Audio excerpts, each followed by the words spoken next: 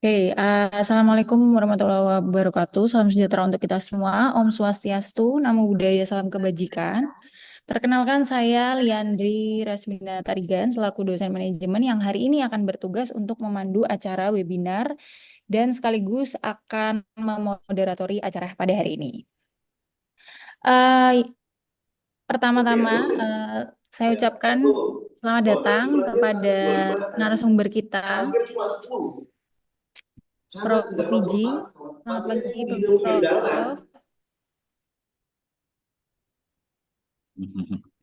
Eh, aduh, nggak bisa ya. Yang terhormat, Bapak Dr. Heri Prabowo selaku Dekan Fakultas Ekonomi dan Bisnis. Yang terhormat Ibu WD1, WD2, Kaprodi Manajemen dan Kaprodi Bisnis Digital, Sekprodi Manajemen, Sekprodi Bisnis Digital, dan para dosen Fakultas Ekonomi dan Bisnis Universitas Persatuan Guru Republik Indonesia.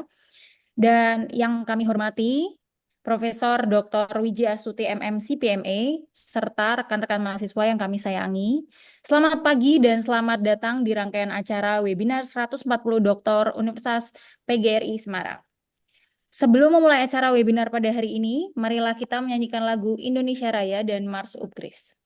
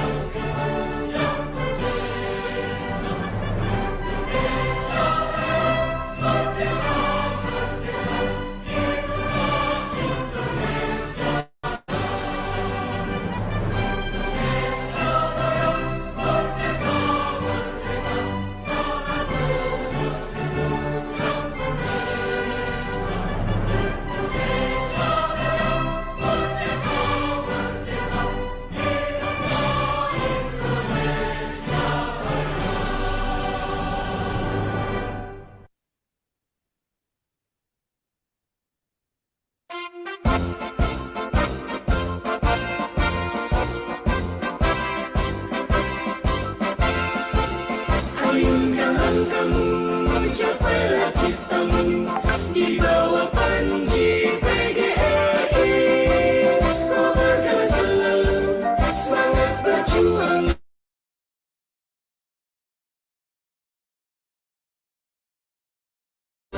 semangat pengabdian untuk bangsa dan tanah air. Jadilah sarjana, jadilah cendekia, jutaan rakyat menanti. Ulurkan tanganmu, selamatkan bangsamu, berpedoman Pancasila. Universitas PGRI, tempat kami tempat, alma matermu tercinta.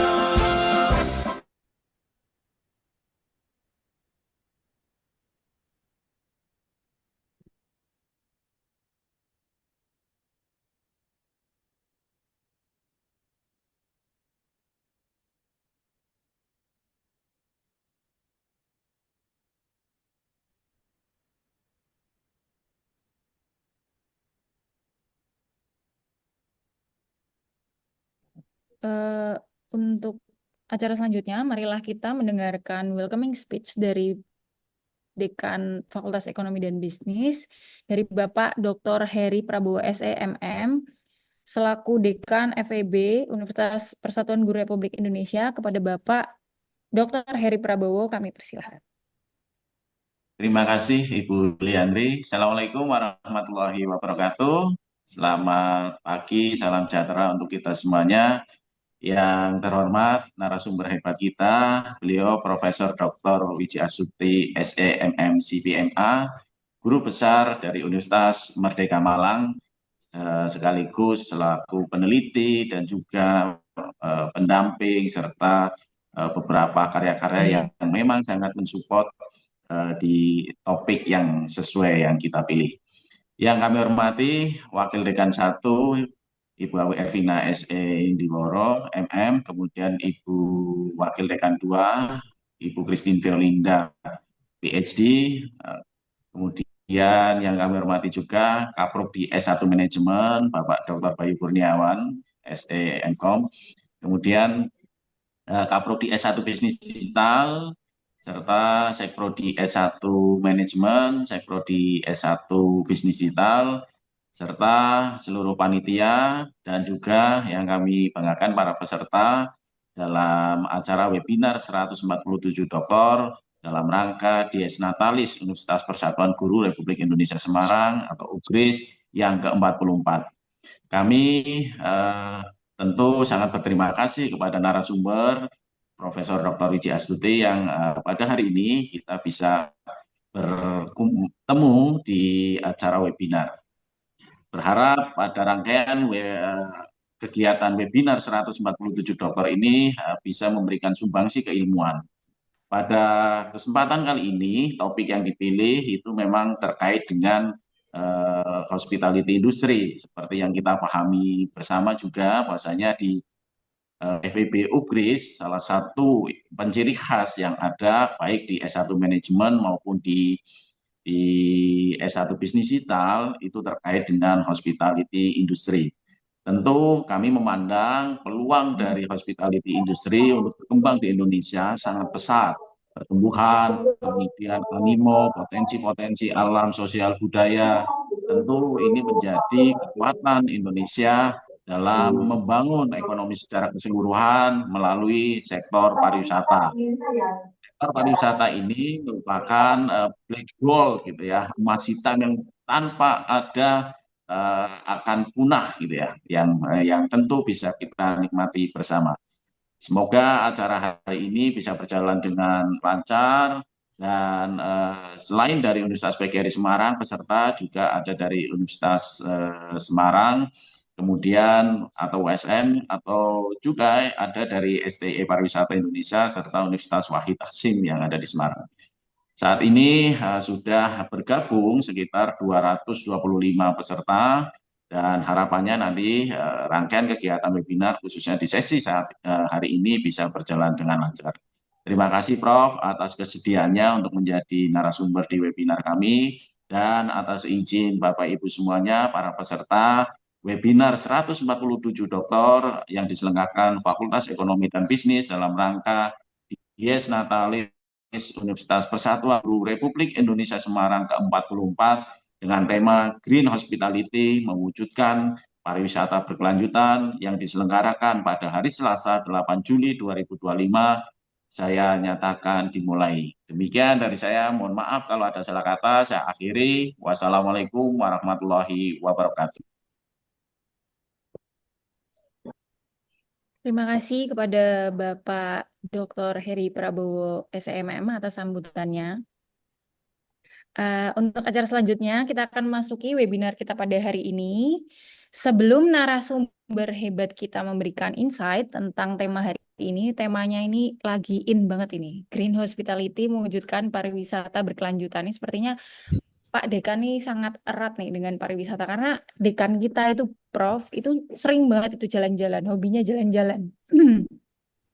Nah, sebelum kita masuk, saya akan membacakan sekilas CV dari beliau. Jadi ini saya bacakan sekilasnya. Kalau banyak panjang sekali.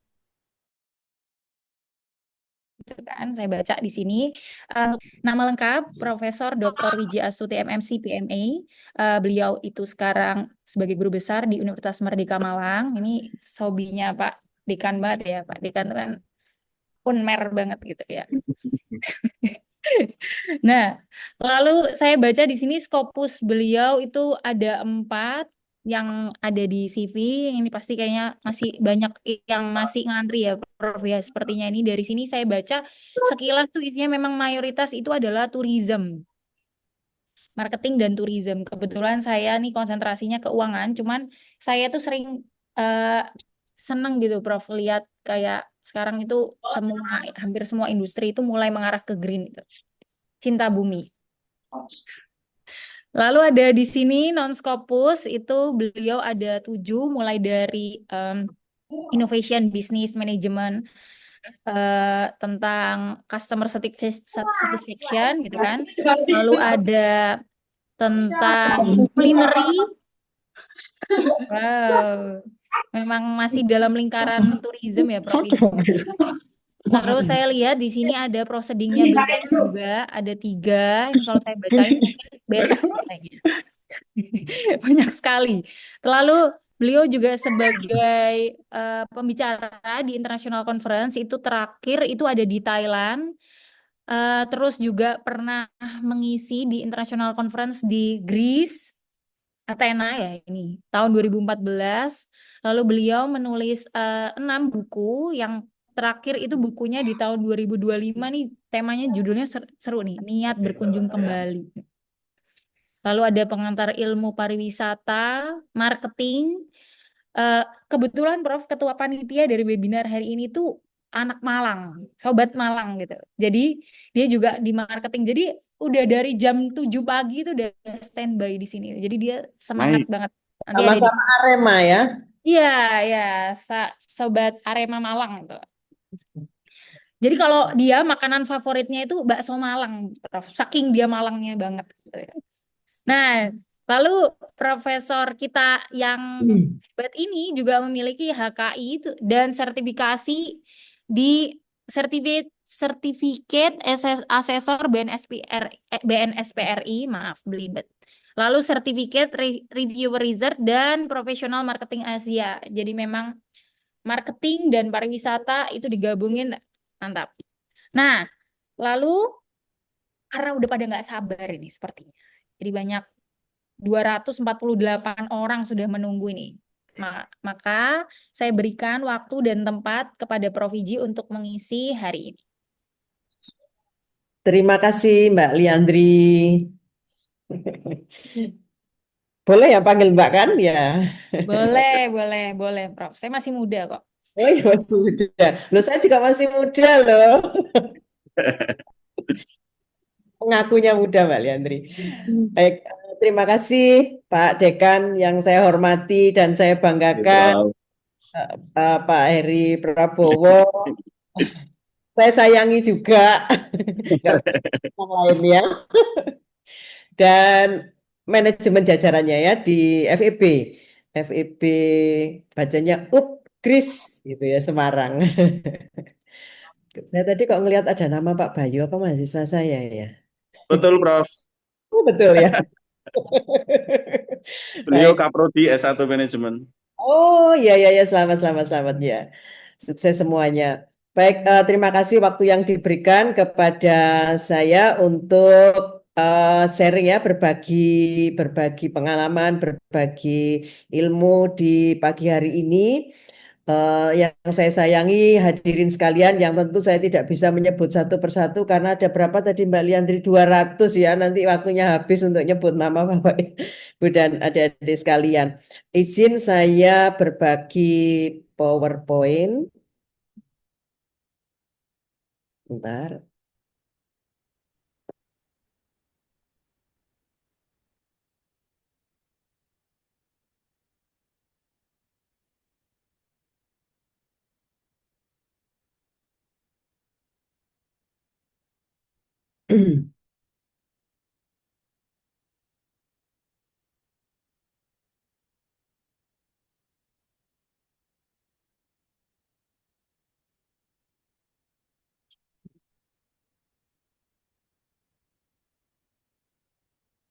Nah, kenapa nggak bisa? Oke, ya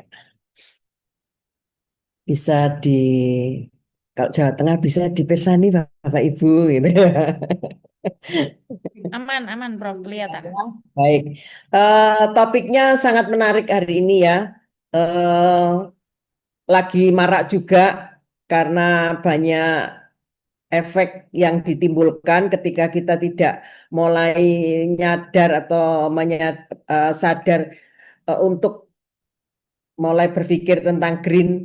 Tadi kalau Mbak Liandri bilang keuangan, keuangan sekarang juga green loh ya. Kan kemana-mana nggak bawa kertas sekarang, bawa gesek. Yang habisnya itu bisa melebihi dari geseknya ya, karena nggak terasa. Baik, materi saya pagi ini adalah integrasi green hospitality dalam pengembangan pariwisata berkelanjutan. Nanti kita bahas khusus di Indonesia. Ada kata integrasi ya, ada menyertakan green hospitality dalam pengembangan pariwisata berkelanjutan. Maka kita lebih dulu membicarakan emang bisa ya ada integrasi green hospitality dalam pengembangan pariwisata. Kalau tadi menurut Pak Dekan penting itu dan harus ada integrasi seperti itu dalam rangka apa? Menjamin keberlanjutan dari pariwisata itu sendiri gitu. Betulkah? Mari kita uji sama-sama gitu ya. Baik, yang pertama mari kita lihat sisi konsepsinya terlebih dahulu. Mohon maaf kalau saya mengajak berpikirnya runtut ya. Kita lihat konsepsinya terlebih dahulu. Apakah green hospitality dan sustainable tourism itu dua hal yang secara konsep sama ataukah berbeda? Gitu ya. Tentu kalau secara konsep akan berbeda. Secara konsep, tulisannya didefinisikan kalau green hospitality adalah pendekatan dalam industri dan biasanya memang atau yang selama ini masih lebih dulu aware terhadap green ini memang di hotel, resort, resto gitu ya. Tapi belakangan ini juga efek dari COVID terutama sudah merambah juga ke destinasi wisata. Jadi tidak hanya di hotel, resort atau resto, tapi juga sudah merambah ke destinasi wisata dengan diberlakukannya CHSE di lingkungan destinasi wisata. Ya. Nah, tadi saya sampaikan bahwa green hospitality adalah pendekatan dalam industri yang tadinya terbatas, yang kemudian menjadi lebih luas, yang menekankan pada praktek yang ramah lingkungan untuk mengurangi dampak negatif terhadap lingkungan itu sendiri. Jadi bagaimana tidak ada limbah, bagaimana terjadi hemat hemat energi, hemat air itu adalah di green hospitality. Sehingga bisa dicirikan tadi saya sampaikan. Limbah 263. Limbah menjadi sesuatu yang harus dikelola. Kemudian air dan energi harus dihemat, harus ada efisiensi. Mengapa sih kok perlu efisiensi? Karena sumber daya itu terbatas. Energi dan air itu terbatas, sementara kita nggak tahu berakhirnya dunia itu sampai kapan, dan air serta energi itu adalah kebutuhan utama kita. Tubuh kita sangat memerlukan atau malah 80%, 60, 70% terdiri dari air sehingga itu eh, perlu dijaga keberlangsungannya. Nah, di situ ada green hospitality.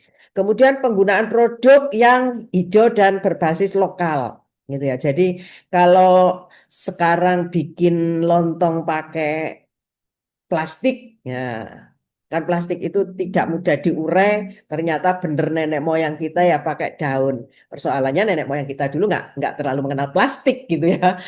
Kita sekarang segala sesuatunya menjadi instan. Nah itu yang kemudian perlu dipilah-pilah lagi mana yang bisa membuat eh, limbah yang berkepanjangan dan merusak lingkungan itu sendiri. Kemudian mulai kesadaran itu juga muncul bahwa di dalam bisnis perlu dijamin oleh sertifikasi green. Sehingga banyak kan kalau staff biasanya atau destinasi wisata biasanya atau umumnya sertifikasinya adalah bentuk sertifikasi CHSE. CHSE adalah Clean Healthy Safety Environment. Destinasi wisata biasanya menggunakan itu.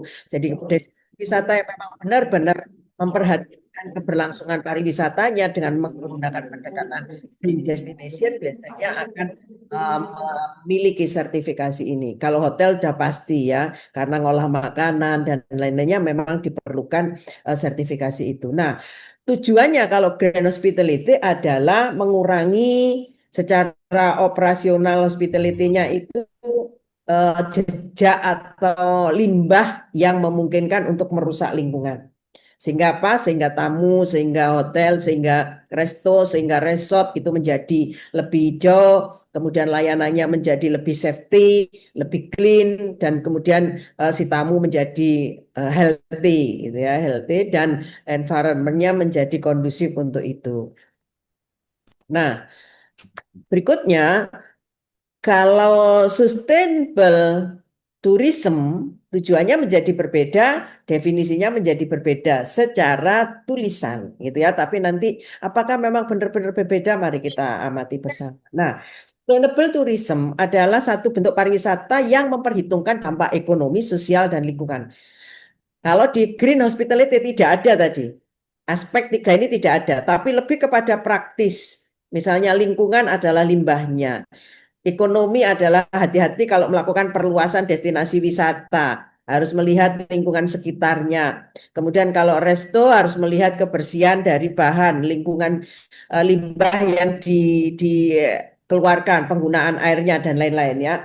Jadi ada sedikit perbedaan memang secara konsepsi antara sustainable tourism dan green hospitality. Apa sih keduanya ini sebetulnya tujuannya sama. Bagaimana yang sekarang ada itu sampai nanti juga pasti ada. Ya. Jadi kita di sustainable tourism itu mulai hari ini, mulai saat ini kita berpikir untuk memperhitungkan dampak ekonomi sosial lingkungan dari saat sekarang sampai dengan masa yang akan datang. Nah, sehingga cirinya lebih kepada sifat yang lebih luas. Jadi budaya itu kan juga satu energi, ya, satu sumber daya yang juga harus dilestarikan. Tadi itu salah satu budaya membungkus dengan daun gitu. Kenapa ganti plastik gitu ya? Ya itu yang harus dilestarikan. Kemudian pertanyaannya lah pohon pisangnya nggak banyak sudah jadi beton gitu ya. Nah, berarti harus ada yang terbarukan gitu. Bagaimana pohon pisang itu tidak memerlukan lahan yang lebih besar gitu ya. Kan sekarang mulai banyak sayur pun kan bisa hidroponik dan lain-lain. Kemudian memberikan manfaat yang ekonomis. Nah, ini yang hati-hati, terutama untuk destinasi. Biasanya saking saking maraknya destinasi, saking lakunya satu destinasi, setiap destinasi itu kan harus melakukan pengembangan ya.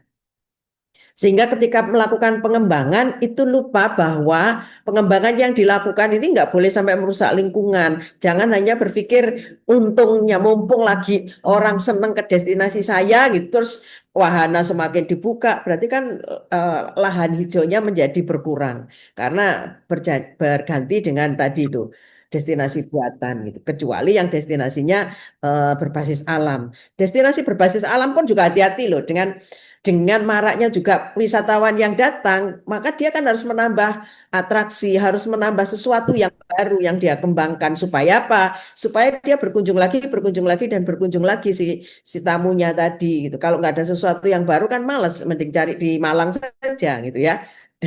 Nggak di Semarang tapi ke Malang gitu. Gitu. Nah, ini juga menjadi faktor bagaimana pariwisata itu berkelanjutan. Nah, sehingga tujuan dari sustainable tourism mengarahnya adalah bagaimana menjamin kelestarian jangka panjang dari satu usaha, apakah itu resto, apakah itu destinasi, apakah itu hospitality gitu ya, berkaitan dengan hospitality yang bisa menyeimbangkan tetap menguntungkan iya, tapi tidak merusak lingkungan, tapi juga tidak merubah budaya sekitar. Ya, jadi tiga komponen ini menjadi ciri dari sustainable tourism. Sehingga menurut Bapak Ibu ada perbedaan atau tidak? Ada ya. Ada. Tapi juga ada persamaannya. Apa persamaannya? Kedua-duanya berpikir tentang keberlanjutan atau sustainable. Ya, kedua-duanya mengharap apapun itu, apakah itu destinasi wisata ataukah berbasis hospitality berjalan berkelanjutan. Karena kepinginnya setiap usaha kan memang berjangka panjang ya, tidak hanya sesaat ketika kemudian apa namanya orang lagi berbondong-bondong kita besar, tapi kemudian kita tidak bisa menjaga atau membesarkannya lebih panjang. Kemudian yang kedua adalah sama-sama mengajak orang wisatawan, kemudian manajemen yang ada, manajemen hospitality maupun manajemen destinasi maupun pemerintah sama-sama untuk juga aware dan berpikir tentang bagaimana keberlanjutan, bagaimana alam terjaga. Kemudian yang ketiga, kedua-duanya sama-sama karena tadinya kan nggak tahu bahwa penting untuk green, penting untuk menjaga keberlangsungan. Maka sama-sama melakukan edukasi.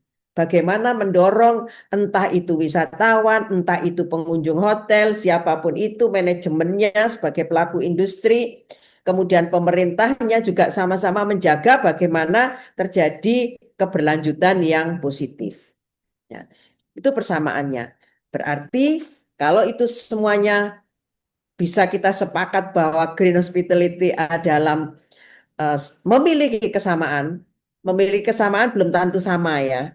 Sama-sama manis kan bisa manisnya berbeda gitu ya. Jadi sama seperti ini. Green hospitality manis, sustainable tourism juga manis, sama-sama manis tapi pasti ada perbedaannya. Karena Allah tidak menciptakan sama persis ya. Ya. Apa sekarang perbedaannya? Ternyata untuk green hospitality cakupannya itu lebih sempit, ya, lebih terbatas dibanding sustainable tourism. Karena apa? Kalau sustainable tourism langsung atau lebih kepada bagaimana menyentuh si konsumen atau pengunjung, bagaimana menyentuh, mohon maaf ya kalau saya kadang-kadang menyebutnya konsumen gitu ya, karena itu tadi confuse antara marketing dan tourism dan hospitality gitu ya, jadi sudah saya putuskan aja konsumen gitu ya, mohon maaf untuk itu. Kemudian perbedaan yang kedua adalah kalau green hospitality mengarah kepada praktek, tapi kalau untuk sustainable tourism keberlanjutan dengan tiga komponen tadi ya, sosial, ekonomi, dan lingkungan. Jangka panjang, kalau green hospitality berharap bahwa hotel, restoran, resort ini operasionalnya itu ramah lingkungan meskipun ini bertahap ya, khususnya di Indonesia ini jalannya melambat. Nanti kita gali kenapa kok melambat gitu ya. Sedangkan kalau sustainable tourism manfaatnya adalah bagaimana ada daya tarik tapi tidak merusak lingkungan. Sehingga apa? Berkontribusi pada ekonomi secara sosial budaya setempatnya dan lokalnya. Jadi makanan lokalnya, gastro lokalnya tetap terpelihara tetapi tidak berkonsekuensi kepada sesaat tapi berkelanjutan. Nah, itu yang membedakan green hospitality dengan sustainability. Tentu saja pengaruhnya juga menjadi berbeda. Kalau green karena cakupannya terbatas menjadi skalanya lebih kecil atau tertentu, sedangkan kalau sustainable tourism maka lebih luas karena menyangkut masyarakat di satu kota, masyarakat di satu destinasi sehingga itu menjadi lebih luas. Contohnya apa kalau green hospitality? Panel surya ya, lampu. Nah, lampunya pakai panel surya. Terus apa namanya? Kuncinya nggak pakai kunci pintunya nggak pakai tembaga. Itu kan sumber daya yang terbatas juga, pakai kart. Terus kalau Mbak Liandra beli kuliner ya, kuliner di destinasi gitu ya. Kuliner di destinasi pakai kiris. Iya, Iya. gitu ya. Sedotannya itu, Prof. Kan sekarang sedotannya Nah, tuh. sedotannya nggak jangan yang sekali pakai gitu kan. Hmm. Kalau bisa malah bawa sendiri dalam rangka tadi CHSE, clean, healthy, safety gitu ya, environment bawa sendiri gitu. Jadi sekarang kalau kita pergi bawa sendiri piring, bawa sendiri, gelas bawa sendiri, sendok ya terutama bukan kalau piring bisa enggak gitu, tapi yang masuk langsung ke mulut jadi kayak sedotan, sendok, gelas itu bisa kita bawa sendiri gitu ya. Itu yang green hospitality. Kalau yang sustainable tourism, biasanya gini, kalau satu wilayah destinasi tidak alam ya, tidak alam, misalnya itu buatan, alam pun juga bisa terjadi sebetulnya ini di Malang juga terjadi. Ketika wilayahnya tidak terlalu luas, maka dia akan membatasi jumlah wisatawan yang masuk secara bertahap. Jadi ngantri sekali masuk karena tadi tempatnya nggak terbatas, mau main pinball begitu main pinball udah penuh, mau arum jeram nggak bisa banyak gitu biasanya dibatasi ya, dibatasi sehingga biasanya di daerah situ pasti ada kuliner sehingga sambil menunggu tahap berikutnya adalah kuliner. Kan secara ekonomi dia akan berkembang ya. Penduduk lokal punya punya tambahan penghasilan, bisa berusaha. Kemudian secara sosialnya terjaga karena apa? Menjadi dekat dengan komunitas setempat karena akan dilibatkan dalam aktivitas destinasinya tadi atau wisatanya tadi. Sedangkan lingkungannya terjaga karena tadi nggak semua orang datang sekaligus dan itu limbahnya menjadi lebih besar. Nah, itu adalah salah satu upaya yang bisa dilakukan. Nah, maka kemudian kita sudah membicarakan nih secara konsepsi ternyata ada persamaan dan perbedaan. Lebih besar mana sustainable tourism dan green? Mana yang menjadi bagian yang mana? Sepertinya ya, enggak tahu nanti setuju apa enggak. Sepertinya ya, green hospitality adalah bagian dari sustainable tourism. Sepakat, sepakat ya, Mbak Liandra Manggut. Oke, maka kemudian ketika kita bisa mengatakan Mahal dan Tapi belum lahiran ya, Mbak? Wes. Duh, matur. Oh, ya Allah, kamu ketinggalan berita jauh banget. Wes ya. bahwa green hospitality bagian dari sustainable tourism, maka ada beberapa komponen yang perlu kita perhatikan. Yang pertama adalah bagaimana merubah cara pandang para pengelola pariwisata agar aware terhadap lingkungan.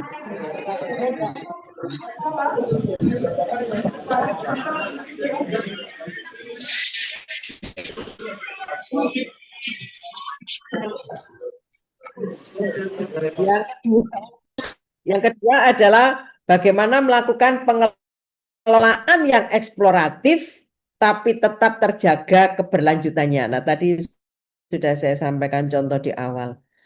Ketika kita berpikir bahwa kalau bisa anak cucu kita itu juga bisa menikmati rekreasi yang pernah kita rasakan juga gitu. Maka untuk bisa seperti itu, jangan ketika waduh ini lagi digemari gitu ya, terus membabi buta, dikembangkannya membabi buta tanpa melihat lingkungan. Di Batu, Malang, ada satu destinasi, saya tidak sebutkan inisialnya aja S. Jadi sangat digemari kalangan Gen Z. Nah, akhirnya dia lupa bahwa wilayah itu sangat terbatas ketika harus dikembangkan karena di situ bagian dari wilayah hijau. Dan apa yang terjadi? Maka memang regulasi harus turun tangan gitu. Nah, sekarang ini lagi disegel tidak boleh beroperasi. Karena itu tadi ya. Ekonomi yang dia pertimbangkan, dia lupa dengan lingkungan gitu. Sehingga berdampak kepada sekitarnya, berdampak akhirnya kan kepada bisnisnya juga. Nah, itu yang kedua. Yang ketiga, maka harus ada adopsi teknologi dan sistem yang membangun pengelolaannya itu menjadi green. Apa yang bisa dilakukan tadi misalnya, oh lampunya kita pakai panel surya, gitu ya. Oh pintunya kita pakai kart, gitu. Nggak harus tembaga, gitu. Jadi itu semua kan ada sistem yang membangun, yang mengarah kepada bagaimana kita green. Oh bayarnya pakai QRIS, itu kan juga sebuah sistem. Jadi penting untuk mengadopsi teknologi. Kemudian yang keempat, mengubah cara operasionalnya itu sendiri. Jadi manajemennya, manajemen destinasi, manajemen hospitality, itu juga harus berpikir atau memiliki kesadaran yang sama juga untuk juga melakukan perubahan di dalam operasionalnya untuk juga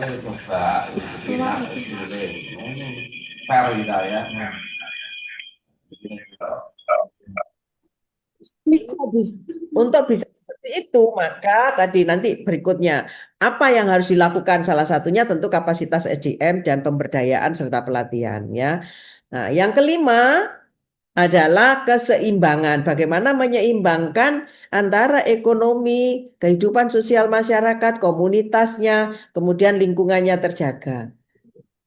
Dan yang keenam, untuk menjadikan green hospitality dan sustainable tourism ini menjadi pariwisata yang bertanggung jawab, maka ketika produknya berbasis alam, berbasis budaya, jangan lupa untuk melibatkan masyarakat setempat, komunitas setempat untuk juga ikut menjaga, ya, untuk ikut menjaga. Nah, biasanya kalau yang berbasis CBT, Community Based Tourism, biasanya sudah otomatis mereka akan melibatkan masyarakat karena karena wisatanya pun dikembangkan dari komunitas itu yang menemukan sesuatu di situ. Kemudian dia bangun misalnya destinasinya arum jeram atau permainan gitu itu pasti sudah melibatkan ya. Karena itu desa wisata menjadi apa namanya jargon bahwa satu desa satu destinasi wisata itu sangat mungkin gitu ya. Karena tapi itu tadi jangan sampai sustainable tourism-nya terancam gitu karena sosial budaya yang kemudian malah mengikuti tamu yang datang, bukan tamu yang datang belajar tentang kehidupan setempat gitu. Nah, ini yang tidak boleh atau hendaknya dihindari untuk dilakukan. Nah, bagaimana dengan Indonesia? Kalau pandangan saya, boleh nanti kita diskusikan. Kalau pandangan saya lambat ya, lambat. Lambat meskipun sektor sudah bertambah. Tadinya yang paling menyadari ini adalah hospitality, itu pun bintang 5 ya, hotel bintang 5 itu yang paling sadar. Kemudian sudah bisa di 4-3. Kemudian resto pun sekarang juga ada di Surabaya itu ada yang sudah tidak menggunakan ini lagi, tidak menggunakan kertas tisu, tidak menggunakan apa namanya air yang berlimpah gitu sudah berkurang. Jadi debit air waktu kita cuci tangan itu dibuat dalam aturan waktu. Jadi misalnya berapa 10 detik gitu kan, itu terus kemudian dia mati sendiri gitu kan. Kemudian nanti itu bagian dari cara menghemat sebetulnya. Nah, itu kalau di Indonesia sampai setingkat itu. Jadi menurut saya sih sudah ada tapi masih lambat. Nah, untuk polusi ini juga sudah banyak dilakukan. Misalnya apa? Di Jogja gitu ya. Kalau kita mau keliling ke destinasi Jogja daripada bawa mobil, nanti kan karbonnya mengganggu polusi, belum macetnya, maka kemudian disediakan sepeda kan, sepeda untuk rekreasi. Di Bali juga begitu, sudah menggunakan transportasi sepeda. Yang lebih maju lagi, beberapa memang sudah melakukan bagaimana limbah cair dan padat itu kemudian dikelola. Jadi banyaknya tisu yang terbuang itu kemudian dikelola lebih lanjut, dihancurkan, kemudian bisa digunakan kembali dengan teknologi tadi, adopsi teknologi yang digunakan, ya. Jadi banyak hal yang sudah bisa dilakukan. Di pariwisata, misalnya di Jogja,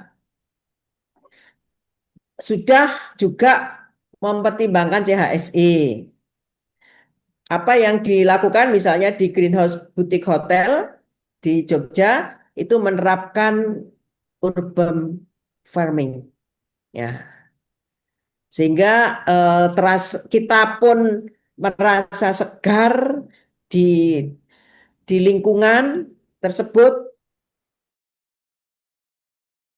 dan apa namanya, ada pengalaman yang bisa kita rasakan, kemudian arsitekturnya juga sudah menganut green gitu ya, jadi lampu pakai panel, kemudian ini juga tidak pakai kayu lagi gitu ya, mengurangi bahan-bahan yang alam yang terbatas kapasitasnya gitu ya. Nah, itu memang kalau belum ke sana boleh dicoba deh nginep di situ gitu ya. Tapi nanti ngajak-ngajak saya kalau nginep di situ ya. Oke, kemudian di Raja Ampat juga sudah apalagi ini kemarin tersorot ya di Raja Ampat, banyak sampah sehingga merusak terumbu karang dan warna air yang tadinya itu menjadi daya tarik gitu ya. Nah, maka kemudian eh, sebelum parah harus bisa di sustainable nih tourism supaya eh, anak cucu kita, nah aduh, ya kalau saya sudah mikirnya anak cucu ya, maksudnya generasi berikutnya itu juga bisa mengalami atau menikmati apa namanya, destinasi tersebut seperti saat ini ada gitu. Nah, apa yang sudah dilakukan di sana gitu. Nah, mulai melakukan pembersihan lingkungan, dan kemudian plastik limbahnya mulai didaur ulang, ya, mulai dibersihkan sehingga terumbu karangnya eh, bisa menjadi daya tarik kembali, ya, karena ini sudah diamati dunia nih, harus harus dikembalikan ke keadaan semula. Kalimantan Kalimantan banyak air wilayahnya, ya, banyak air, ya kan. Sementara daerah banyak terbatas, maka yang bisa dilakukan adalah bagaimana memelihara antara air dan hutan itu menjadi eh, simbiosis yang menjaga lingkungan menjadi lebih baik. Nah, kalau yang sudah terjadi adalah orang hutan ya. Orang hutan kemudian kita memanfaatkan komunitas karena mereka yang paham bagaimana bagaimana menaklukkan atau mengelolanya gitu ya. Tetapi kemudian ada beberapa hal yang ya sedikit mencoreng gitu ya. Beberapa yang melakukan apa, kriminal terhadap hewan ini yang sempat sempat viral gitu. Nah, untuk hal-hal yang seperti ini kan artinya bahwa di Indonesia kesadaran itu juga ada, tapi banyak juga yang belum menyadari bahwa sustainable tourism melalui green hospitality itu sangat penting. Itu yang bisa kita simpulkan dari kondisi Indonesia. Atau ada yang berpendapat lain, ya monggo nanti kita diskusikan. Nah, di Labuan Bajo sendiri juga saat ini menjadi menjadi pengamatan dunia juga, karena kan sudah diakui sebagai salah satu destinasi prioritas gitu ya. Nah, kemudian akhirnya banyak orang yang datang, sampahnya menjadi banyak, berarti itu kan berkaitan dengan perilaku wisatawan sebenarnya ya. Maka kemudian harus dibersihkan kembali supaya menjadi ramah lingkungan kembali. Nah, pertanyaannya adalah kalau Semarang bagaimana ya? Semarang kan juga banyak destinasinya ya. Apakah juga sudah menjadi bagian bukan hotel ya? Kalau hotel pastikan karena ada auditnya kalau hotel. Tapi yang destinasi wisata misalnya, apakah apakah sudah mengintegrasikan green hospitality? Nah, gimana? Kalau di Semarang itu Prof, banyak kan kalau di apa eh, Semarang itu banyak di Kabupaten Semarang itu Prof, tapi kayaknya belum ya. Itu daerah Ungaran ke atas itu. Ya, berarti Pak Dekan sangat peka terhadap itu, gitu. Makanya kemudian diangkat nih, ya, sebagai topik kita hari ini, itu ya. Jawa Tengah juga saya melihat mungkin masih itu tadi ya, masih melambat. Nah, maka kemudian sangat penting ternyata bahwa untuk menjaga sustainable tourism, green hospitality itu harus masuk dalam pembicaraan, dalam memberi dampak kepada sustainable tourism.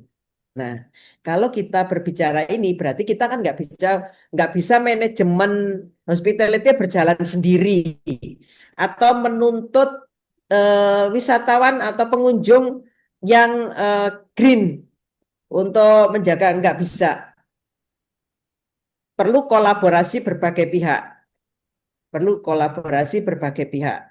Baik pemerintah yang akan mengeluarkan regulasi atau sertifikasi, kemudian pelaku usaha atau manajemen usaha, resto misalnya bagaimana tidak banyak membuang limbah, kemudian menjaga lingkungan, begitu juga hotel, bagaimana mengimplementasikan teknologi hijaunya gitu ya.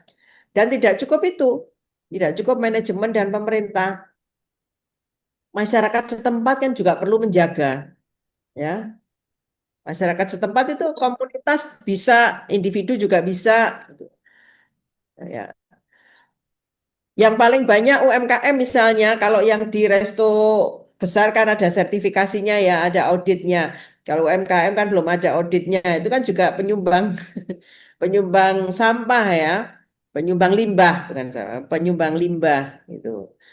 Apa misalnya Gojek, pasti kan pakai plastik, pakai styrofoam. Nah, itu kan juga limbah yang tidak mudah diurai gitu ya. Mbak Liandri suka Gojek apa enggak? Saya, Kalau nama di tengah saya dunia kuliner, jajan online. oh, jajan online ya.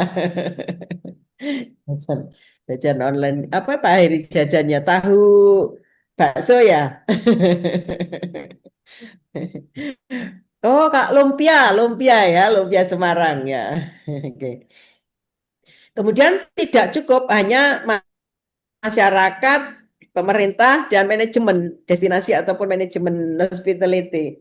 Ada akademisi yang harus dilibatkan karena mereka yang akan mentransfer skill, mentransfer pengetahuan, kemudian mencari jawab atas persoalan, bagaimana pemecahannya gitu. Sehingga 4 komponen ini menjadi penting ya untuk berkolaborasi dalam rangka menciptakan green hospitality. Tetapi tidak cukup dengan 4 komponen yang kemudian mencanangkan green hospitality. Harus ada edukasi, harus ada promosi, harus ada pendampingan. Jadi komunitas didampingi, manajemen destinasi didampingi gitu ya, baik oleh pemerintah maupun akademisi, kemudian dipromosikan, artinya diinformasikan bahwa kita sudah eco friendly loh gitu ya, kita udah green friendly loh gitu ya. Itu diinformasikan gitu. Sehingga apa? Wisatawan pun juga memiliki pengetahuan, teredukasi, dan kemudian dalam perilakunya akan berubah. Karena seperti saya sampaikan tadi yang ada di dalam bulatan tadi, salah satunya adalah mengubah cara pandang. Tidak mudah, memerlukan sebuah proses. Nah, proses yang pertama adalah tadi itu melalui pendampingan dan kemudian melalui informasi atau promosi yang disampaikan, ya. Terus kemudian setelah itu nggak cukup juga. Apakah dengan begitu akan terbangun green hospitality dan sustainability tourism? Belum tentu.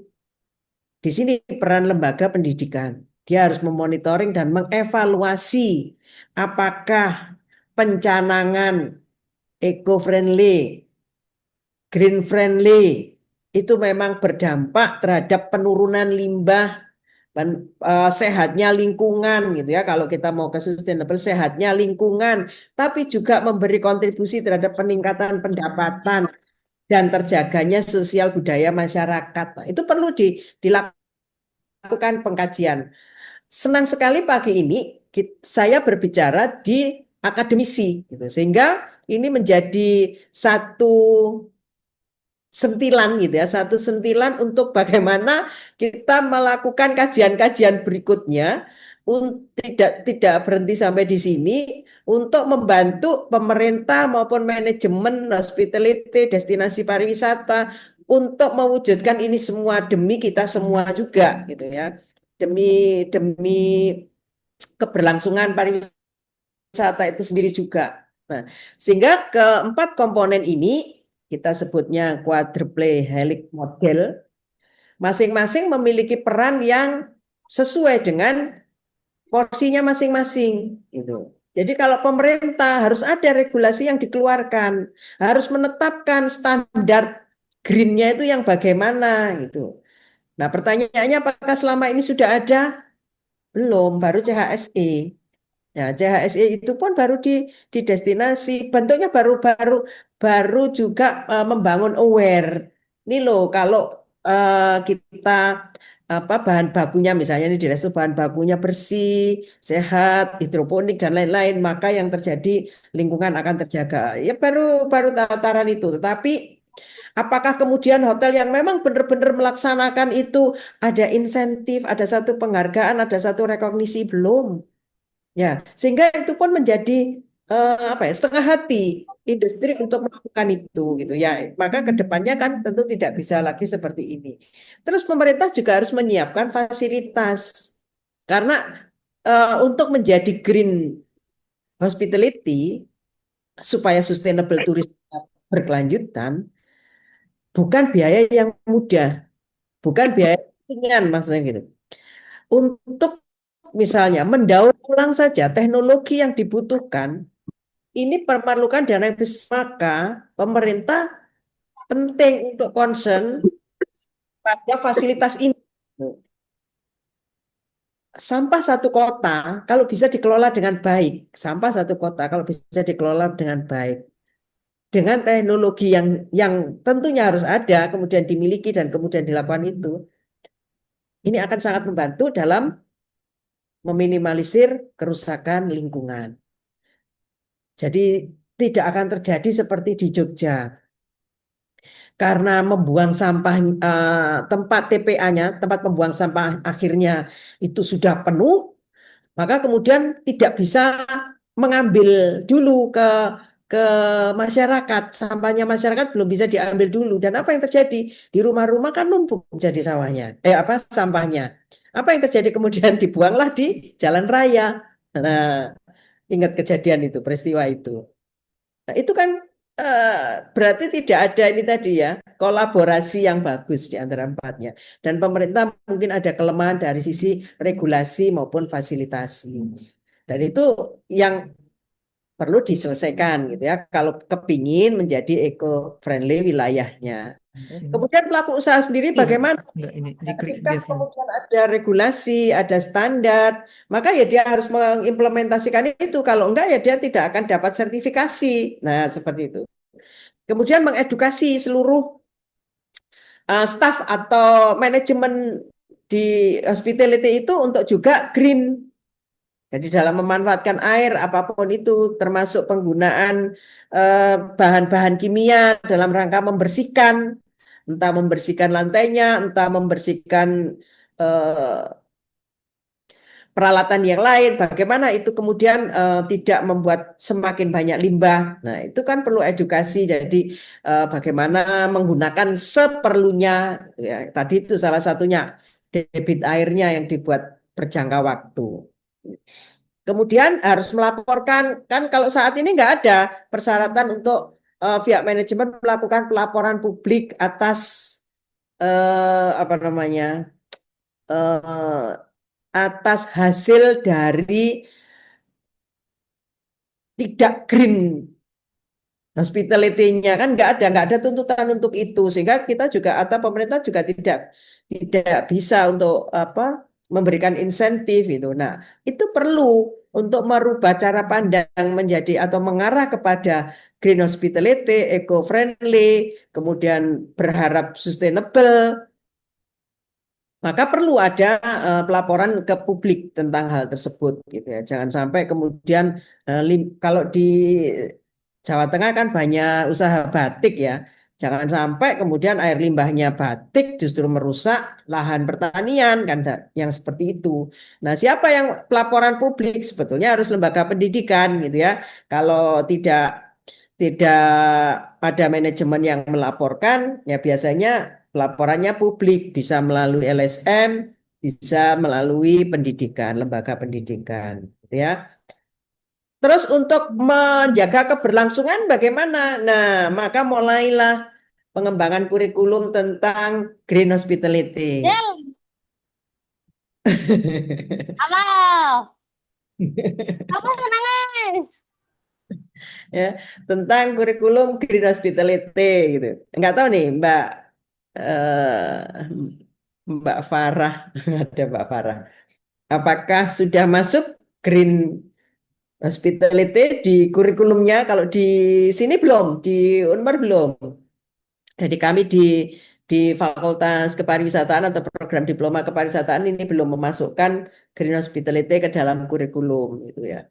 Yang kita pikirkan malah teknologinya dulu, sehingga smart tourismnya yang kita masukkan terlebih dulu. Nah, kemudian dari sisi wisatawan apa? Dari sisi pengunjung apa? Ya ikut menjaga lingkungan, sadar akan lingkungan. Kalau bisa bersepeda, ya bersepeda saja untuk keliling-keliling wilayah destinasinya kan sambil olahraga ya. Tapi jangan saya disuruh naik sepeda ya. Nanti sepedanya yang jatuh. Nah, gitu.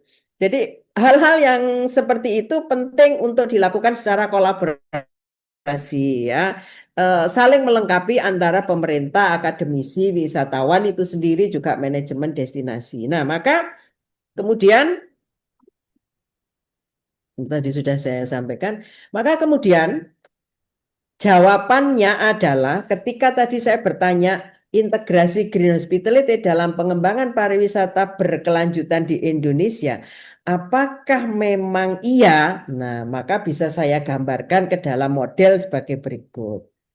Jadi ternyata memang sustainability tourism bisa terjadi itu harus didukung oleh green hospitality. Green hospitality tidak dapat terjadi kalau tidak ada faktor budaya yang harus dipertahankan, tidak ada regulasi, dan tidak ada teknologi yang melengkapi. Sehingga secara model budaya, regulasi, teknologi ini berpengaruh atau mempengaruhi keberlanjutan pariwisata melalui green hospitality. Muncul ke pertanyaan berikutnya, bagaimana kalau masyarakatnya belum sadar lingkungan, Good. 3 59.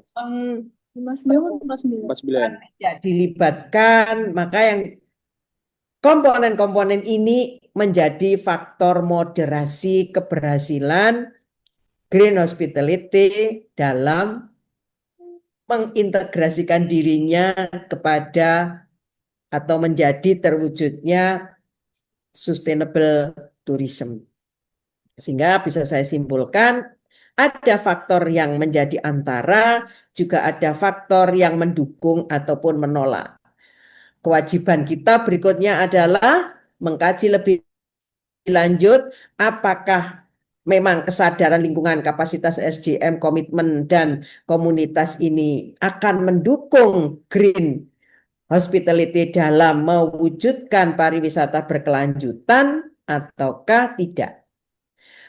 Apakah budaya, keberadaan teknologi atau kemajuan teknologi dan adanya regulasi itu akan berimplikasi kepada sustainable tourism jika disertai dengan green hospitality. Nah, saya belum bisa menjawab hari ini karena itu adalah tanggung jawab atau PR kita bersama untuk kemudian mencari jawab terhadap model integrasi yang saya tawarkan. Baik, itu yang bisa saya sharingkan kepada Bapak Ibu sekalian pagi ini tentang green hospitality dan mewujudkan sustainable tourism. Mari kita berikutnya saling berbagi pengalaman dan pengetahuan yang bermanfaat untuk kedepannya. Saya izin mengakhiri pertemuan atau paparan saya dengan pantun. Naik sampan ke ujung dermaga. Cakep, Sambil bernyanyi penuh sukaria. cakep. Semoga materi bisa berguna. Mari kita jaga bumi bersama. Mantap. Sama-sama ya. Burung lurik membawa pesan penuh asa. Presentasi sudah disampaikan. Semoga bermanfaat untuk semua. Terima kasih. Saya kembalikan Mbak Rian. Terima kasih. Terima kasih, Oh, Prof. Liandri. Sebelum kita masuk, iya Liandri. Biasanya saya dipanggilnya Lia sih, karena orang belibet biasanya belakangnya. Dri, Dra, Dri, lah. Nah, itu biasanya manggilnya Lia aja, Prof. Nggak Ya, apa-apa. oke, Mbak Lia. Terima kasih. Nah, ini materi ini Awan-awan awan-awan. Ya 15.000 bayar. ada yang bocor. Maaf ya, Prof. Banyak yang Iya. bocor ini suaranya nggak apa-apa. Tadi saya menyimak dari awal sampai akhir itu memang setelah saya ulas ke belakang itu banyak sekali memang khususnya kalau di hotel itu yang sudah menerapkan green hotel itu. Apalagi kalau di daerah Bali itu saya pernah ke salah satu sekolah juga itu Prof namanya saya lupa Green Campus PIB atau apa gitu itu Nah, ya kan. internasional Jadi tuh. saya dulu pernah kayak ikut course kuliner di situ kayak Iya. cuman berapa kali pertemuan gitu kan. Nah, itu dia juga menerapkan konsep Green Campus itu agak lumayan asing awalnya pada saat saya lihat, tapi sekarang itu justru malah banyak kampus-kampus yang memang dia mulai memasangkan solar tunnel dryer atau dia menggunakan sudah ada himbauan untuk naik sepeda.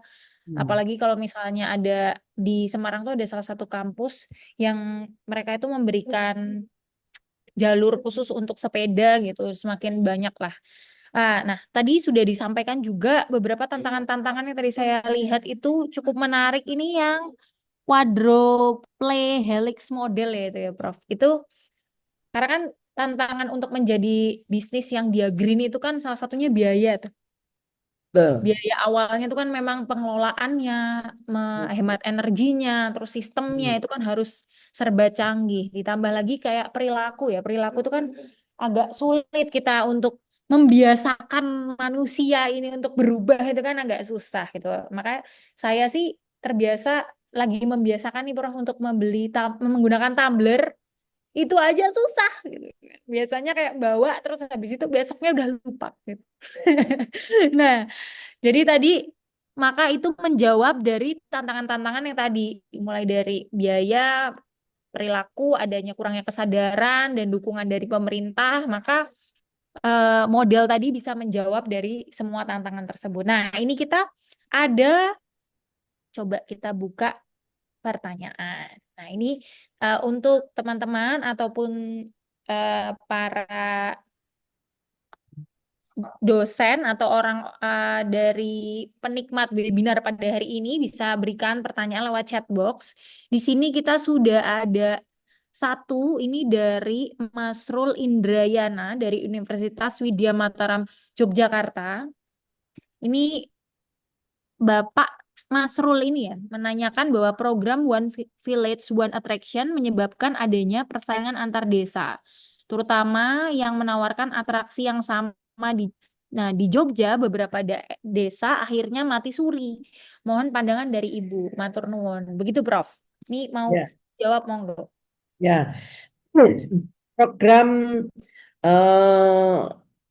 One Village One Product sebetulnya tidak harus bentuknya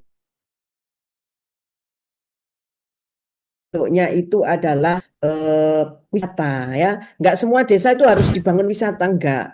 Kan produk sebetulnya tinggal pemerintah daerah melakukan pemetaan.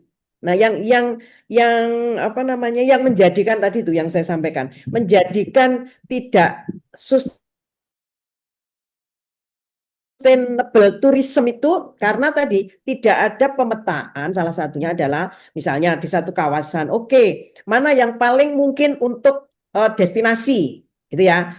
Oke, terus sebelahnya, desa sebelahnya, nah berarti kulinernya. Yang satu lagi tontonannya, mestinya seperti itu. Jadi tidak satu desa ini kemudian satu destinasi, satu desa ini destinasi, satu desa ini destinasi. Nah, itu akan justru mematikan wisata itu sendiri gitu. Jadi mesti ada turun tangan tadi ya, manajemen komunitasnya sudah kepingin ada satu produk yang unggul di satu desa sudah. Kemudian dari komunitas dilengkapi dengan manajemen destinasi. Oke, sudah ada keinginan untuk membangun desa. Terus tinggal ini tadi regulasinya di mapping, diatur gitu ya. Sehingga semuanya akan saling mendukung gitu. Oke, di sini nggak bisa kuliner, tapi di sini ada banyak bambu. Banyak bambu itu bisa untuk destinasi. Boleh. Artinya apa? Bambunya pun bisa jadi satu produk tapi juga bisa jadi alternatif destinasi yang melengkapi sehingga ada paket gitu ya. Paket kalau ke wilayah ini itu bisa ke desa ini itu akan lebih bagus dan semuanya hidup bersama gitu. Nah, tetapi itu tadi ya, apalagi kalau berbasis masyarakat biasanya konfliknya di komunitas itu sendiri gitu. Sehingga satu dengan yang lainnya ini untuk berkolaborasi itu Udah nyampe ya, Bun. perlu partisipasi. Selimut, Sana lu masuk lu. udah kasur, bantai, sama selimut, guling, tak kalau situ. Gimana dah? Ada kasur bantal tidur ini. Itu ya. Ya, jadi perlu fasilitasi dan ini apa namanya tadi? Perlu fasilitasi dan regulasi yang melingkupi itu gitu. Jadi itu masih belum terlambat untuk dipetakan kembali, Pak. Apa tadi, Pak Masrul ya? Heeh, itu. Masrul Indrayana. Betul ya, Pak Mas Masrul. Biar saya ikut muda, jadi saya manggilnya Mas. Gitu ya. Jadi itu langkah yang bisa dilakukan untuk tantangan yang seperti ini ya. Jadi saling dipetakan kembali, kemudian melihat potensi masing-masing dan bagaimana ini dibangun saling melengkapi gitu. Nah, ini mesti duduk bersama dan perlu ada fasilitasi dari pemerintah. Iya dong. Ya. Kemudian tadi Mbak Lia bagaimana yang mengedukasi gitu. Sama di Malang itu juga ada jalan sudah untuk sepeda. Tapi kayaknya yang lewat di situ sepeda motor bukan sepeda.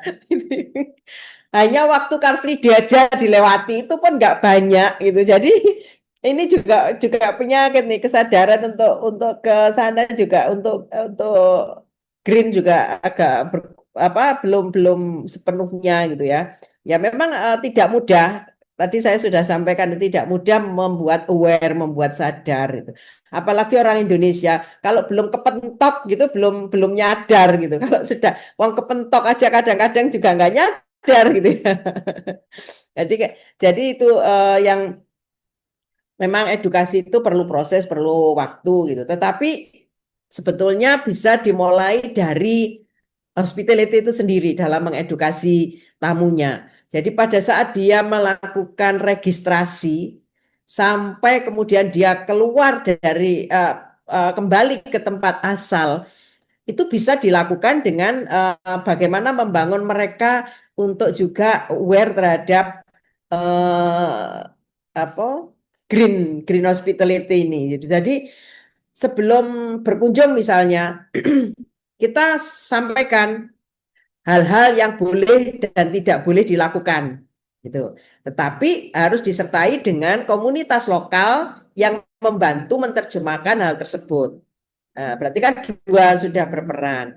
Kemudian manajemen sudah. Berarti tiga. Tinggal pemerintah menguatkan itu. Siapa yang berhasil melakukan itu, maka kemudian ada rekognisi atau penghargaan gitu ya. Kemudian saat berkunjung atau sudah sampai di destinasi, apa yang harus disampaikan sama gitu. Ketika di destinasi apa yang boleh dan apa yang tidak boleh. Kemudian apa yang tidak boleh dilakukan dan aktivitas apa yang boleh diikuti. Nah, kemudian sudah berkunjung pun, nah ada fase yang kita akan menanyakan kepada si wisatawan ini atau Ya kan, mereka iya yang sudah kan, nggak tahu ini siapa. bagaimana Iya, dengan ini siapa. friendly Mungkin yang kayak kita kemarin yang lihat dengan ternyata. green hospitality yang kita terapkan itu memberi pengalaman yang bagaimana gitu dan apa yang membuat mereka ingin melakukan hal lebih lanjut lagi. Itu yang perlu digali kalau tadi yang disampaikan Mbak Lia seperti itu.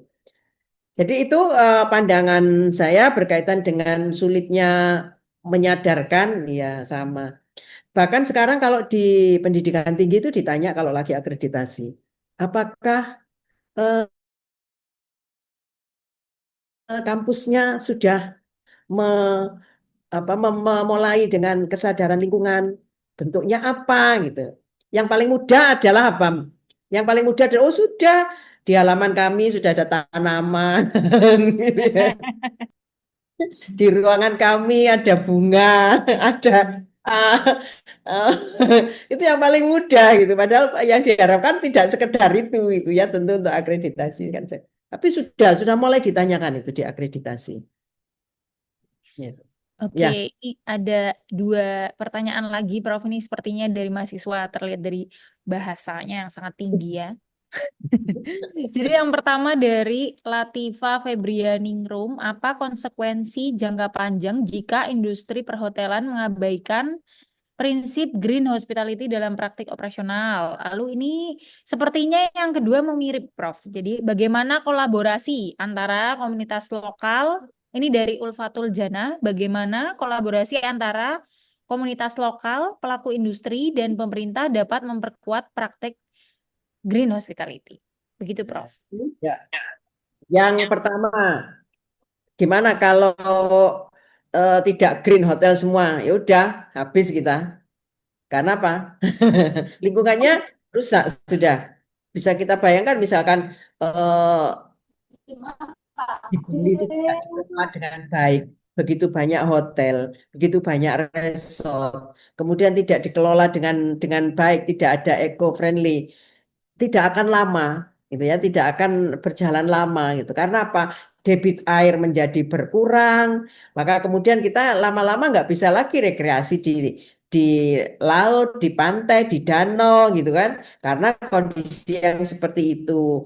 Akibatnya apa? Ya berarti generasi berikutnya tidak bisa memiliki pengalaman yang sama atau yang lebih dari yang kita punya. Itu kalau kondisi adalah tidak menggunakan atau tidak menerapkan dalam si hospitality-nya tadi itu praktek green gitu ya, eco friendly ya, itu yang akan terjadi. Ya, kita akan banyak penyakit, kemudian tidak sehat, lingkungan tidak sehat, kemudian kita tidak bisa menikmati keindahan lagi gitu ya. Itu adalah dampak yang paling nyata. Kemudian yang kedua tadi apa? Bagaimana ketiganya ini berjalan beriringan gitu ya. Begitu ya Mbak Lia. Oke. Ayo kita lakukan penelitian bersama yuk dengan model yang saya sampaikan tadi. Tadi kan di modelnya sudah saya tawarkan bahwa cuman kita perlu mengkaji lebih dalam. Apakah ketiga komponen tadi itu bisa kemudian membuat green hospitality dan mewujudkan sustainable tourism. Misalnya komitmen butuh pada pemerintah untuk regulasi, manajemen untuk menerapkan, komunitas butuh kesadaran untuk juga ikut memelihara, kesadaran lingkungan, wisatawan juga perlu gitu ya untuk bagaimana justru juga membuat lingkungan tetap terjaga. Jadi ayo kita nanti sama-sama apakah dengan quadriplex helix itu benar-benar bisa mewujudkan green hospitality yang sustainable tourism. Itu Mbak Lia. Iya, oke Prof. Ini ada di comment section itu dari Pak Bayu dari Unisbank. Ini apakah beliau mau berdiskusi atau bagaimana nih itu? Ini salah satu kearifan lokal konsep pagar mangkok dalam menjalin sinergitas antara pengelola dan masyarakat. Nih, tapi gimana ini? Dengan Pak Bayu apa mau on Pak Bayu sound bisa atau audio? Nah, ini sendiri Ya, mengilustrasikan. mengumpulkan, iya, supaya jadi sharing-sharing di sini, Pak. Karena kalau di Malang mangkok itu bukan pagar mangkok, pia mangkok. Kue. Kue pia mangkok.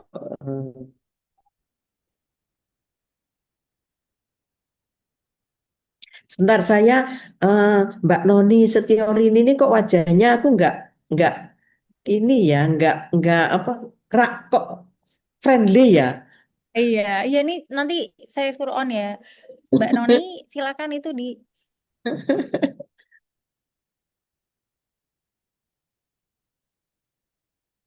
Ya, selamat pagi, Prof. Apa ada orang yang mirip apa memang udah kenal sebelumnya?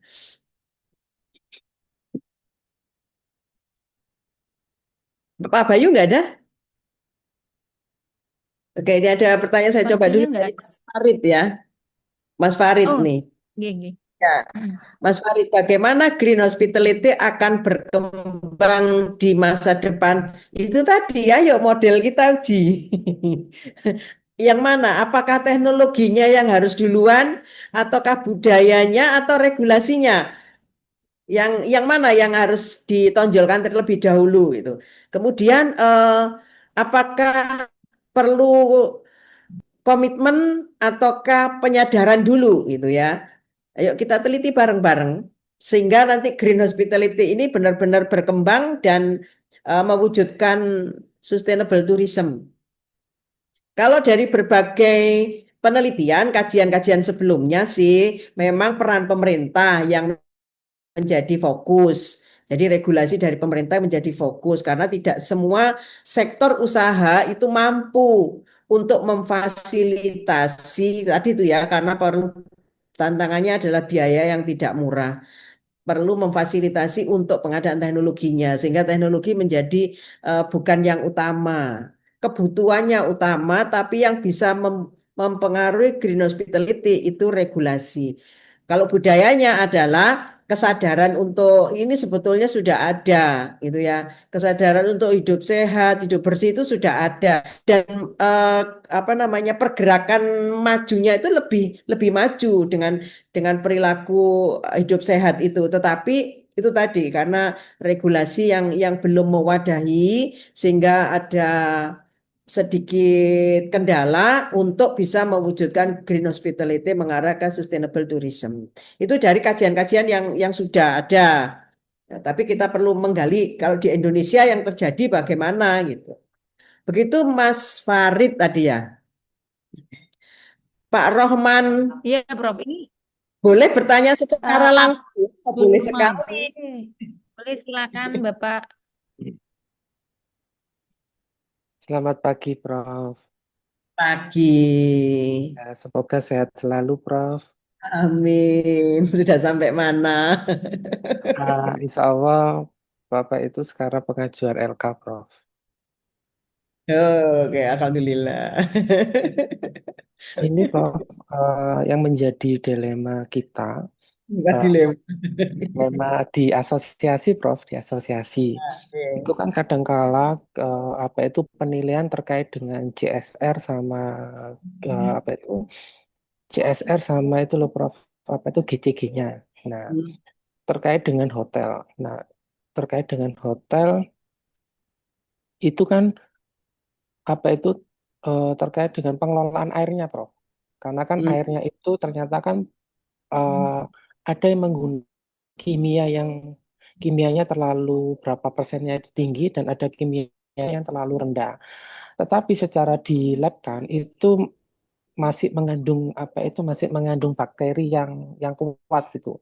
Nah, karena dilihat dari sisi kesehatan sama sisi pencemaran lingkungan itu kan kalau di audit secara audit lingkungan itu kan terjadi temuan, Prof. Nah, gimana solusinya untuk menangani hal tersebut itu yang pertama.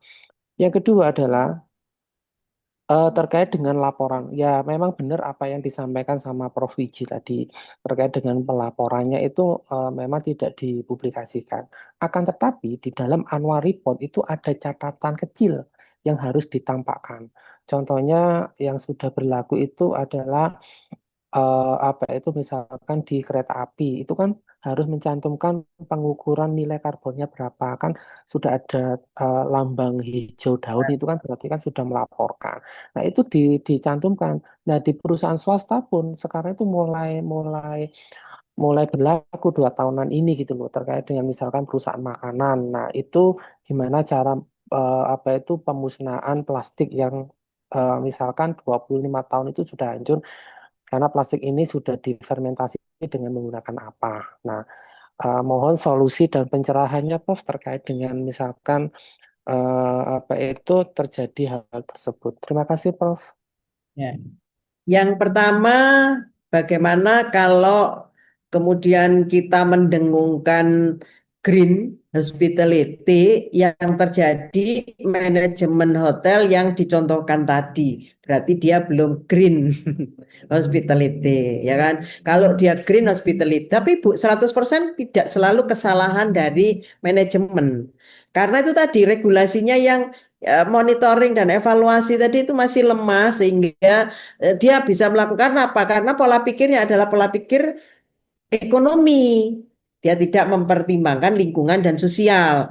Terus berarti dampaknya gimana nanti ke sustainable tourism ya jangka panjang ya akan terganggu. Makanya green hospitality itu jangan dipandang sebagai sebuah tren gitu ya. Oh, sekarang lagi trennya ini nih green hospitality. Enggak. Di SDG sudah disampaikan bahwa eh, green green tourism atau green hospitality itu adalah sesuatu yang bersifat jangka panjang, perlu komitmen jangka panjang. Nah, ketika komitmen maka tadi tidak akan menggunakan bahan kimia yang tadi itu yang hanya dipikirkan ini terlalu mahal. Kalau saya mengikuti itu, maka saya akan menguranginya sehingga itu tadi dampaknya kepada hal-hal yang disampaikan tadi. Jadi betul sekali, tetapi itu tadi si proses panjang gitu ya, Iya. jangka panjang. Yang kedua, sampai lupa aku tadi pertanyaannya apa tadi itu. Apa ya, Mbak? Terkait dengan pelaporan, Prof. Oh ya, pelaporan. Nah, pelaporan itu secara standar pelaporan memang harus menyertakan. Tetapi ketika tidak ada punish and reward, ya dipandang sebagai pelaporan saja, hasil saja gitu. Makanya perlu tadi itu ya, empat komponen tadi itu berjalan bersama gitu. Regulasi harus ada insentifnya. Kalau sekarang kan enggak gitu. Nah, maka tidak ada punish and reward yang menyertai dalam regulasi itu. Nah, itu juga menjadi faktor yang terjadi seperti yang Pak Rohman sampaikan tadi gitu. Jadi semuanya memerlukan komitmen jangka panjang dan saling bersinergi. Itu kata kuncinya. Terima kasih, Prof. Sami-sami. Kapan ke Malang, Pak? Eh, saya menunggu pengukuhan aja, Prof. Pengukuhannya Pak Bambang Sawo. Ye, monggo Mbak Lia. Oke, sepertinya ini nggak ada pertanyaan lagi ya. Saya tadi lihat Udah Pak Nirsetyo, betul ya Mbak Lia? mana? Pak siapa ya? Pak Nirsetyo,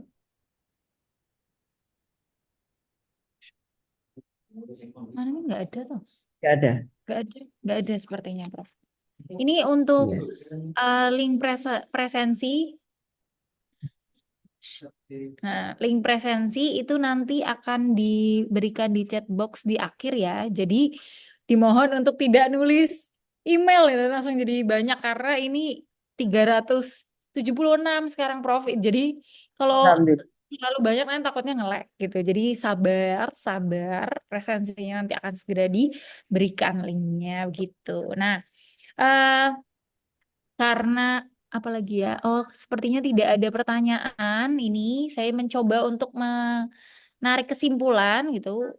Hadirin yang hadir di webinar pada hari ini setelah mendengarkan paparan dari narasumber kita satu-satunya yaitu Prof. Wiji yang luar biasa, dapat kita simpulkan bahwa tadi saya highlight kata-kata terakhir tadi, green hospitality bukanlah sekedar tren, melainkan sebuah keharusan untuk mewujudkan pariwisata yang berkelanjutan, yang peduli terhadap lingkungan sosial dan ekonomi. Upaya hospitality yang ramah lingkungan dapat dimulai dari langkah kecil seperti efisiensi energi, pengelolaan limbah, penggunaan barang ramah lingkungan, hingga membangun kesadaran dan keterlibatan seluruh pemangku kepentingan, mulai dari manajemen, pemerintah, hingga wisatawan itu sendiri atau konsumen itu sendiri. Kita semua memiliki peran penting dalam menjaga keberlangsungan industri pariwisata agar tetap lestari, inklusif, dan berdampak positif bagi generasi yang mendatang. Semoga diskusi kita pada hari ini dapat menginspirasi kita semua untuk mengambil bagian dari transformasi industri hospitality menuju arah yang lebih green dan sustainable. Nah, kita telah sampai di penghujung acara pada hari ini. Sebelum saya menutup acara, kami mengucapkan terima kasih yang sebesar-besarnya kepada narasumber kita, Profesor Wiji. Mudah-mudahan nggak kapok ya, Prof. Prof. Wiji, terima Insya kasih atas ilmu dan wawasan yang dibagikan kepada kami. Akhir kata, saya sebagai MC sekaligus moderator, mohon maaf jika terdapat kekurangan selama berlangsungnya acara. Terima kasih atas perhatian dan sampai jumpa di kesempatan berikutnya. Saya juga mau pantun nih, Prof, biar nggak kalah.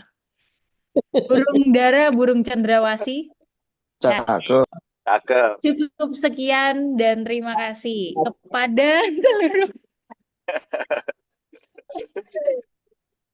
seluruh Luar webinar. biasa. Silakan mengisi tautan e-sertifikat jika dalam waktu 5 menit, 5 menit dari sekarang, gitu. E-sertifikat tidak akan masuk. Jadi mohon isi ulang di Gform menggunakan email yang berbeda. Terima kasih semuanya. Sampai ketemu lagi. Wassalamualaikum. Terima kasih, Prof.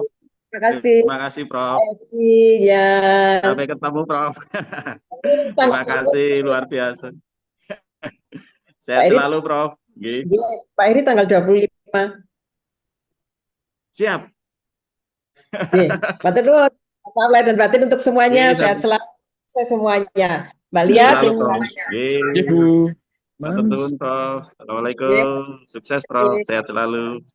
Amin.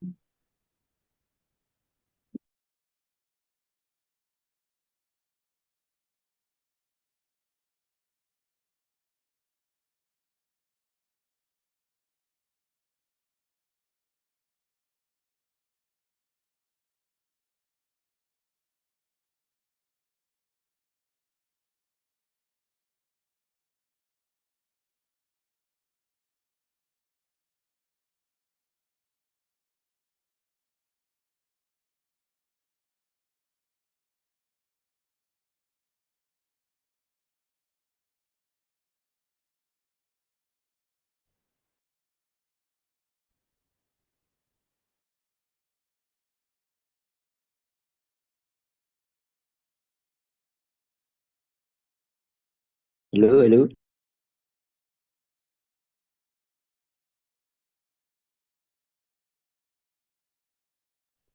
Poros derek sedoyo.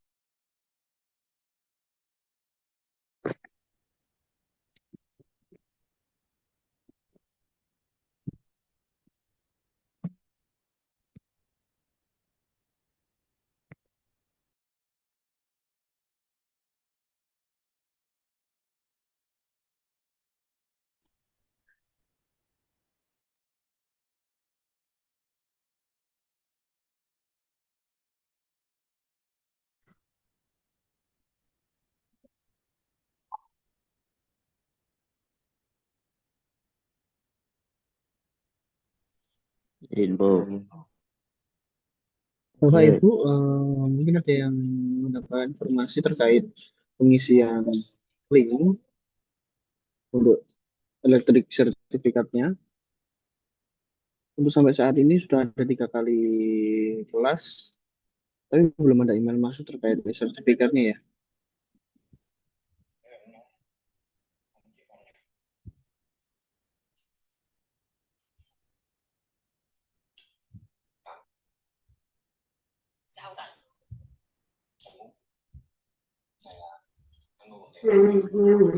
Info Madang seluruh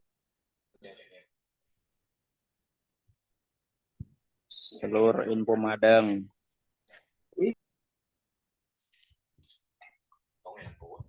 Kalau ada kalau gitu gue ikut cari ya. Nggak usah.